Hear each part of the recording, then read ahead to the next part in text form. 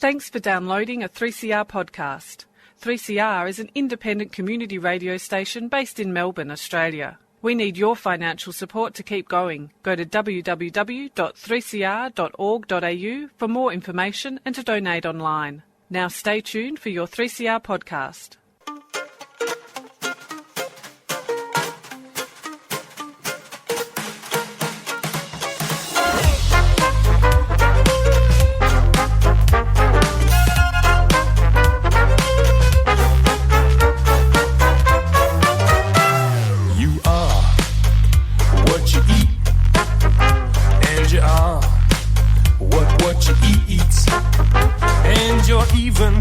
What you eat. Here's a clue. Why don't you take a peek beneath your feet?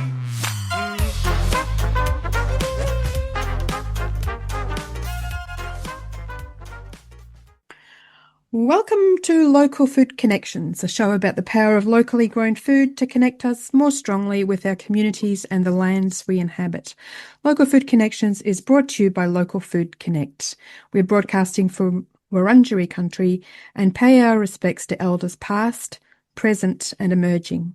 We respect the enduring strength of First Nations people and acknowledge their long heritage of agriculture and care for the land in which our food is grown. Today, I am very pleased to welcome Meg Ullman. Meg is a homeschooling mum, Permy, and an advocate of the gift economy. Meg lives in Dalesford on Jarrah country on a quarter-acre permaculture plot known as the School of Applied Neo-Peasantry at Tree Elbow University. And also Meg fosters fermenting groups, herbal gatherings and seed-saving initiatives in the local Hepburn area.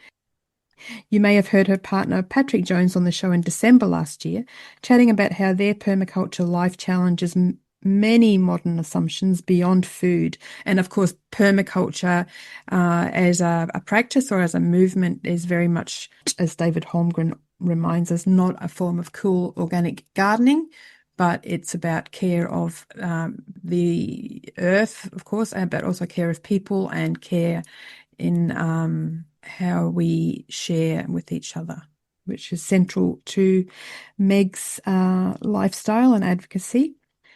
Patrick called for the recentering of the feminine as a counter to the effects of capitalism, colonialism and scientism.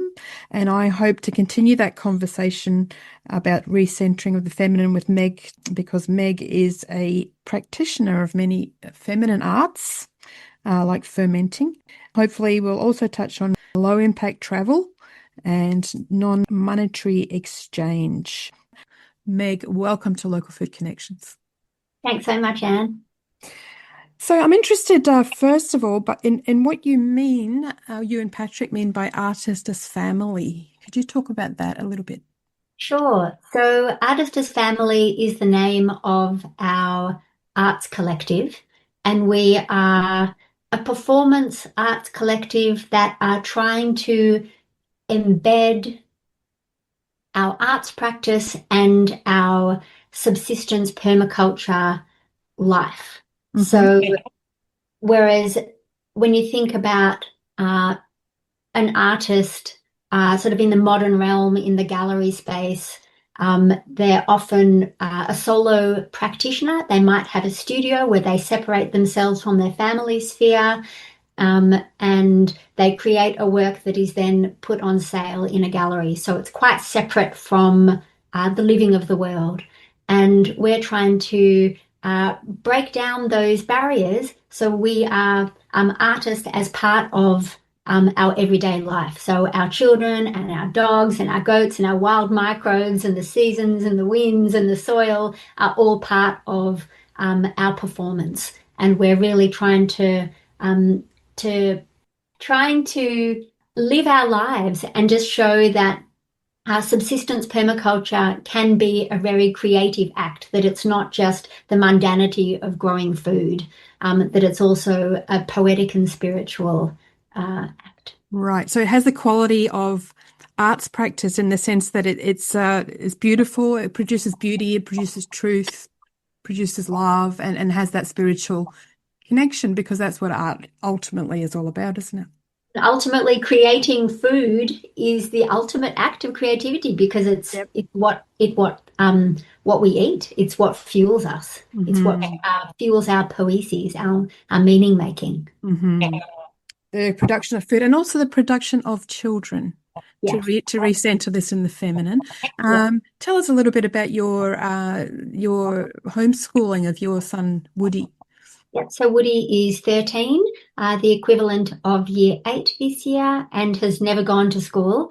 And I hope will never go to school. But if he wants to in the later years of his high schooling, that's up to him. So we are very dedicated to community schooling, school of the world, school of life, where a chicken might be his teacher, or a goat, or the wind, or the rain cycle, or he's interested in hunting and foraging and woodwork, and he's obsessed with playing cricket at the moment. So we're looking at, or he's looking at what appeals to him in the world, and then if there is no teacher or mentor, then we're helping provide someone who can help him in that space. Sure. So he's must have had so much more freedom than your average kid. Yeah, and he's responsible pretty much for his own time. So, he has a bit of structure. So 9 till 1, he's working in the home and community economies with us. And then 1 o'clock we have lunch. And then in the afternoon, he has free time to do whatever he wants to do. And so in that afternoon time, he either has one formal lesson a week. Last year, it was literacy. He had classes with a friend of ours. He's a teacher, and this year we're focusing on maths. Well, he's focusing on maths. And also in that time, he has to do half an hour of reading and half an hour of journaling in the afternoon time. And also Patrick and I facilitate a bush school every Monday for kids who don't go to school, and that's called Forest and Free, and we've been running that for many years now. And so that's great community of kids and families who all want their kids to take risks, calculated risks in the bush. The kids climb trees, all have pocket knives. In the colder months we have fires, and the kids hurt themselves, and the kids that's part of their learning. And as we say, if you have cut yourself or been bitten or stung or burnt or scratched, then you've been in the forest. So if there's, I've got blackberries, thorns in me, everyone says, congratulations, you've been in the forest. And it's just part of life, this cult of safetyism that we see, where kids aren't allowed to do anything, and it's safer for them to be, on a couch with a screen. That's not something that is in line with our values. And it's probably not going to promote safety in the long run. Yeah. So we think, kids taking calculated risks and learning how to approach challenges is actually better for the development of the child. And we're seeing that in the kids. They're just, we also say hard bodies and soft hearts. Beautiful. To really keep that. Whereas in the culture at large, it seems like it's soft bodies and hard hearts. Wow, yeah. So we're flipping that too. You're flipping that. You've also flipped off conventional living totally. What were you doing before, Meg, before you moved to Daylesford? Yep. So I was brought up in the suburbs of Melbourne in Caulfield. Pretty conventional suburban life. And in my early 20s, after I'd finished uni, I went overseas for 2.5 years. I shaved my head, I gave everything away and just drifted. And I see that time now as, quite an important part of my personal development. It was quite a chaotic initiation. But I really used that time to unlearn a lot of the things that I've been taught as a young girl. And it was a real opportunity for me to decide what was important to me. How often do we think about that as young people? It's like not what the society at large the culture, religion, education system, whatever family is telling us is important. Like, what is actually important to me as a human being in this world, alive right now in this specific time? So that was, a real time that I used to really focus on what was important to me. And so then when I got back from that trip, I'm still working, living in Melbourne, living in share houses and working and just saving a lot of money because I was, buying a lot of only second-hand things and just living very cheaply, riding my bike everywhere. And so when I decided to move to Dalesford, I've got an older sister who lives here, and she had 3 little girls, now grown women. But I really wanted to be a close auntie. So that was, just that family, and just so that was really important to me. And then I met Patrick and his older son Zephyr, who was 3 at the time. And decided to stay. Now, living pretty conventionally, really. Yeah. You feel you are living conventionally still? No, but I was there. Definitely when I moved. At that time, yes. Yeah. Yep. Okay, so you talk about it's clearly important for you that you live according to your values, and it seems very much there's been a real commitment there, and lack of compromise, fewer compromises in your family than in mine, for example, because I'm still in the system. What is it about permaculture that aligns with your values? Oh, I think it's just a really beautiful expression of how to be in relationship with the world that is in a very loving, earth honoring, people honoring way. It's a really beautiful way for, I've heard Patrick say this before and I really like it. It's a way for second people like us who have come from rupture and disconnection from land and place as a way back to be in relationship with land and place and food and just our resources. For me, it's a beautiful model of how to live a more accountable life. And that feels very important to me, that I want to live an accountable life. I want to take responsibility for my resources as much as I can. And not outsource as much as I can, not outsource the harm that is done on my behalf. And I feel like permaculture is just a beautiful way into that, to live like that. Now, if we in the West lived the average way, we're obviously taking much, much more than our fair share. So for you to live in a more loving way towards the earth and the rest of humanity, what have you had to forego? And what have you been replaced it with? Had to forego ego. That's probably a really big thing. And enter into a way of living that is much more, has much more humility about it. And of course, there's that relationship between humus, like soil humus, and humility. And convenience is a really big thing. And living with speed. I just feel like, the way that we live is very slow and gentle. And, we start the day with a cup of tea after we've had a cold plunge. And to light, to heat the water in the kettle, first of all, we catch the water in our rain tanks. And to heat the water, we either in the colder months, we're inside with a fire on, and then outside in the warmer months, we're outside with a rocket stove. And so either way, you need to have wood, whether it's a log of wood for the inside or kindling for the rocket stove. Even just that, having a relationship with a forest means that I can have a cup of tea. So that seems right to you. That seems the right price to pay for a cup of tea. And the right speed. That's right. Yeah. And there's every step of the way, it feels like it's a very conscious and deliberate act. It's not just switching, turning a switch on. And, I understand that we have also swapped, we say that we are time rich and cash poor. And that's also very deliberate prioritizing that we have made.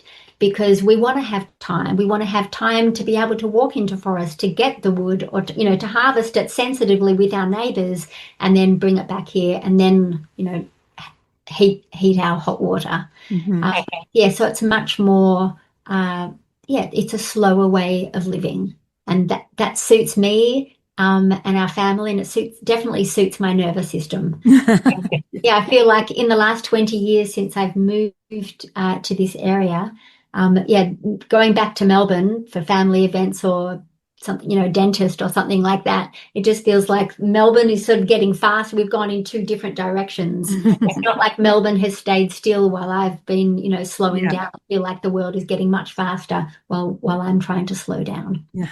This is the Local Food Connection show on 3CR 855 kilohertz on your AM radio dial and 3CR on digital radio.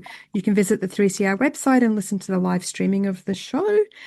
Today I'm chatting with Meg Ullman from Artist as Family, living as authentic permaculture lifestyle as you can, I think.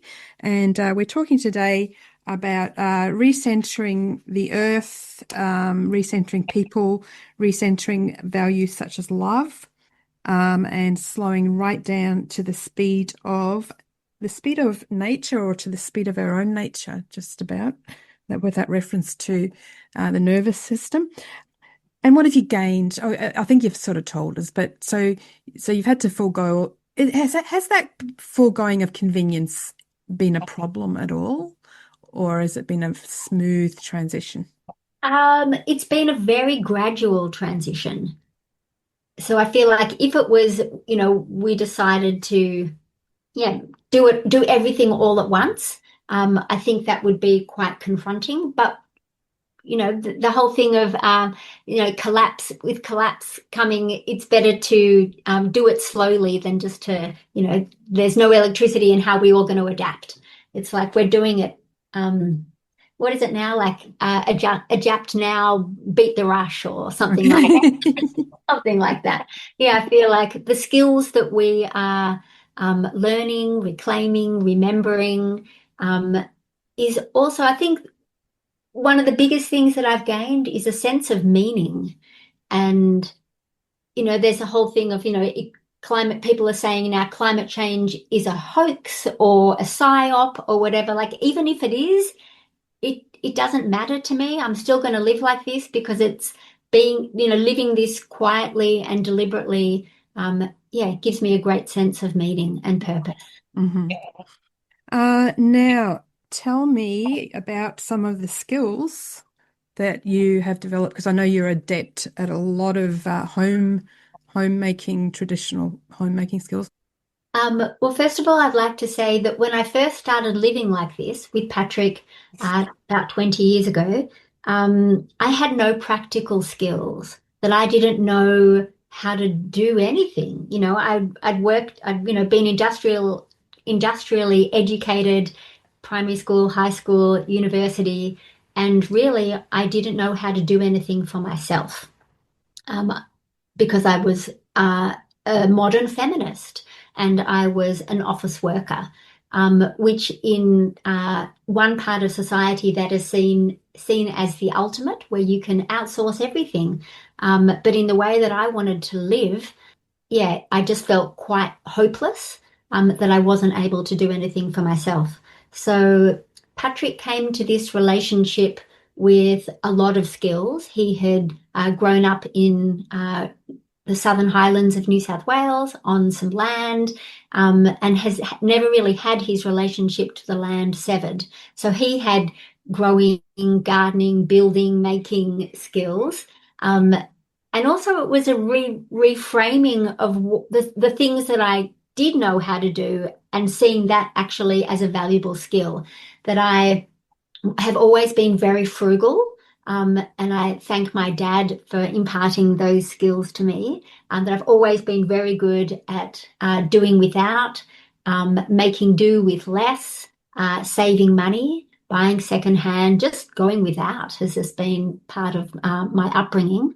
And I've always been, also because of my dad, I grew up in a bike riding family. So we'd go on Great Victorian Bike Ride, as family holidays. So also very grateful for that I had a car. Patrick and I both had cars when we came to this relationship, but I've always had a bike, and I've always prioritized that. I've always been quite healthy and food conscious. But coming into this relationship, I was shopping at a supermarket, but was always,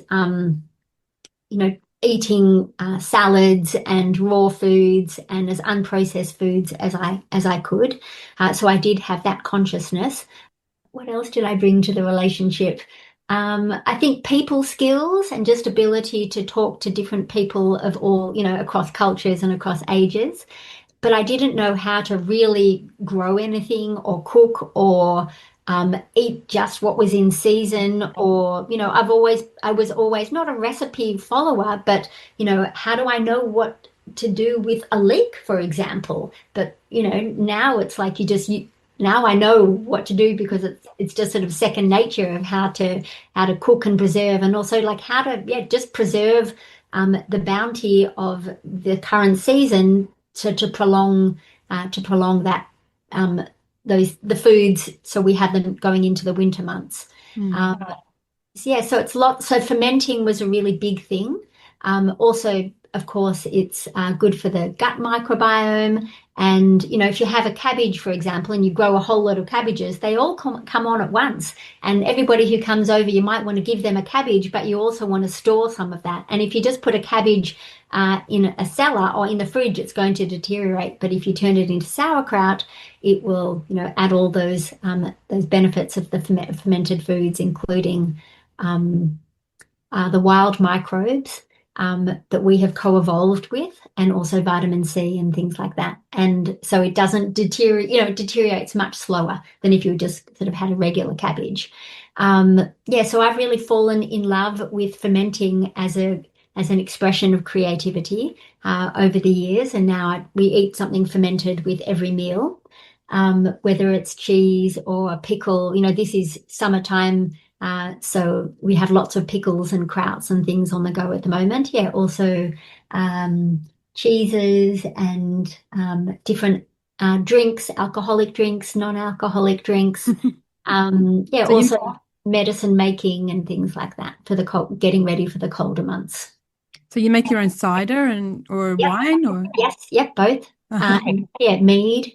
Also because this is apple growing region, we use apples a lot. And because we live mostly in the gift economy, we also try to think about all the different ways that we can honor and preserve the apples. So we have apple cider vinegar, we have apple cider, we have stewed apples, dried apples, apple mead, fresh apples, individually wrapped and put in the cellar to have in the colder months. So looking at all the different ways that we can honor the apple, but also all the different people who we're going to be in exchange with. If they've got kids, for example, then dried apple is up there. And, if people, it's like apple cider vinegar and things like that is also of high value. We run out of time, and that brings us full circle back to that idea of creativity. So what you described about doing with one apple or one batch of apples is the ultimate creativity, right? You don't just eat it. There's so many different things that you can do with it. So we didn't get to that great idea of the gift economy. Can I ask you before we go, just a deeply personal, not deeply, but sort of a taboo question. How much do you think you're living on? How much money do you need to live? You don't have to answer that, by the way. No. So I actually don't know. I've never sort of tallied it, but we live on about 25 grand a year. Right. For a family of 3 people. Yep. So we are now debt free. Yep. So that's of many, many years of living very frugally and just squirreling away every penny to help pay off our mortgage. And admittedly, the mortgage to begin with was quite low, and that now we wouldn't be able to afford a 1/4 acre block on the edge of town, on the edge of forest in this town. Yes, I also want to acknowledge that privilege of Yes, being yeah, born when we were born and being able absolutely. to buy land then. Yep. Thank you so much. I'm sorry we didn't have more time to delve more deeply, but I urge everyone out there to really go and check out Artistus Family because there is so much more to read on their website and to see all the videos that have been made about them. They also feature in David Holmgren's Retro Suburbia book. Just before we go, Meg, you've recently been the subject of a film. The film is called The New Peasants. Do you want to tell us a little bit about that? Sure. Uh, the the film is about our family, and it's a really intimate portrait.